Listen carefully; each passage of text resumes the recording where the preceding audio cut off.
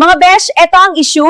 Sa media ko ng bagong serye ni Kim Chiu at Paulo Avellino, may press na pinumpara si Paulo kay Jericho Rosales. Pinagkumpara sila kung sino ang matapang sa pag-amin ng relasyon. Nagbiro si Paulo ng 100, hindi diretsong sumagot at boom! Nagliyabang fans.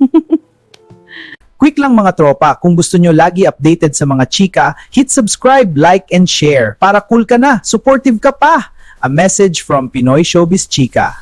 Unang-una, bakit may comparison? Hindi ito ranking ng two most matapang umamin. Magkaibang tao, magkaibang personality. Hindi porket mas vocal ang isa, mas totoo na ang feelings. Press conto ng serye, Hindi Umamin Ka Na Challenge 2026. Kung hindi sumagot si Paulo, choice niya yon.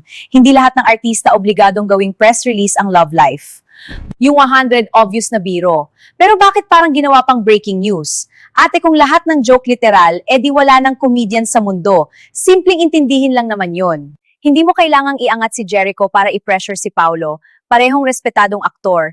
Hindi ito palakasan ng loob sa harap ng mic. Siguro crush na crush nito si Jericho.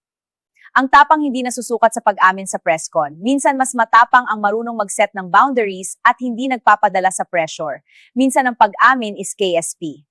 Ano to, may medal ba sa pag-confirm ng relasyon? May sash, may coronation, may pera, may award? Hindi ito pageant ng pag-ibig. Sip-sip ka talaga kay Jericho. Ano ba pinakain niya sa'yo? Gets ko ang curiosity, parte yan ng showbiz, pero may limit pa rin yan. I find the comparison unnecessary para lang may headline at may maisulat. Ganun na ba katuyo ang utak mo? Media has influence. Isang linya pwedeng mag-create ng issue, pwede ikasira ng tao, pwedeng magawa-away, kaya sana may finesse. Hindi yung parang pinagsasabong mo. Kung may gustong umamin publicly, good. Kung gusto private, okay din yun. Walang mas tama, walang mas matapang, iba-iba lang ng style. Let them be, respetuhin mo yun. Ang relasyon ay hindi reality show na may weekly update. Hindi kailangan ng confirmation para maging valid. Lahat tayo, constitutional right natin ang magkaroon ng privacy kahit artista pa yan. At yung sinabi ni Kim Chiu na ikabubuti ba ito ng Pilipinas, may punto kasi minsan talaga napapaisip ka saan ba punta ang usapan. Ano kung umamin, ikaaangat ba yan ang buhay ng Pilipino?